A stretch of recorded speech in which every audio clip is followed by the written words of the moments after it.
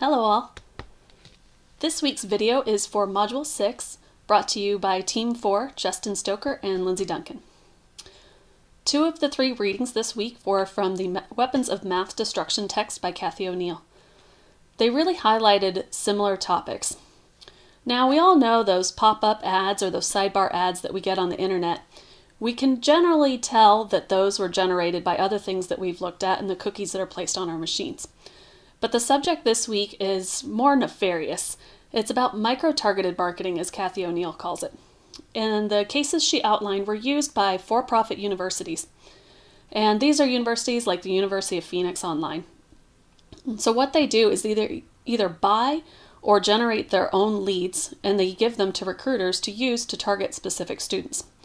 Now, these aren't the students that are typically going to the major state schools or any of the other private schools.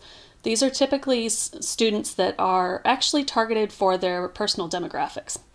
So these customers are identified based on specific vulnerabilities. One text for a recruiter was used, found that they had text referring to welfare moms with kids, recent divorce, low self-esteem, low income, and the list went on and on. And so they actually are targeting specific individuals based on their demographics.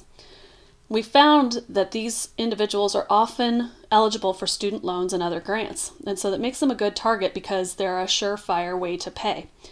Once they're identified, the pursuit is on. So they get relentlessly pursued. They get repetitive phone calls, they receive emails, and many of these students don't even know that they were personally selected for recruitment, especially based on their own vulnerabilities. Now, that's very problematic and it's very concerning, something that we should all be aware of. The next reading was on Chapter 10, The Targeted Citizen, Civic Life.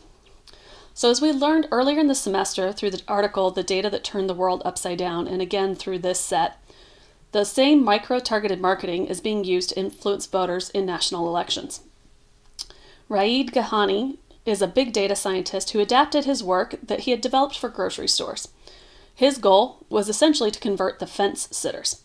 In groceries, the fence sitters are those who could be persuaded by a coupon to switch brands, for instance, or were right on the edge of a purchase, but not the people who would never purchase and not the people who always purchased. In elections, he was able to convert these into those voters who had voted in the past across party lines, or those who had voted previously but not in the most recent election. So for groceries, those brand converters, and for elections, those who are either party converters or vote non-vote converters. And so like the grocery store shoppers who have a plastic key tag, they probably know that they're being targeted. They know that their specific purchases and specific habits are being used to market to them in the future. You've given the grocery store through that key tag permission to track you, or through your phone number, your purchases. So you're more aware of that. But unlike that scenario in these votes and in these elections, most of these voters do not know that they've been targeted specifically. They don't know how any data that they've had online or any purchases that they've made or any comments they've made on Facebook posts is being used against them.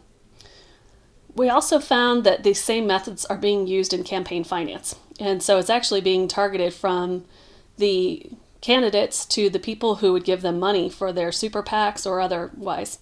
And what they're able to do is very specifically target the messages to them to make sure that they're speaking to their personal desires and their personal needs, while at the same time not turning them off by things that are rather off-putting to them. And in that way, a candidate can really have two faces, and they can sell two different messages or more to different parties based on the information that they have about them and the profiles that they have. So what can be done about this? What should be done about this? And how can buyers and voters beware? So we're looking forward to the discussions of these subjects on Yellow Dig and into the more detailed questions. We'll see you on Yellow Dig. Thanks.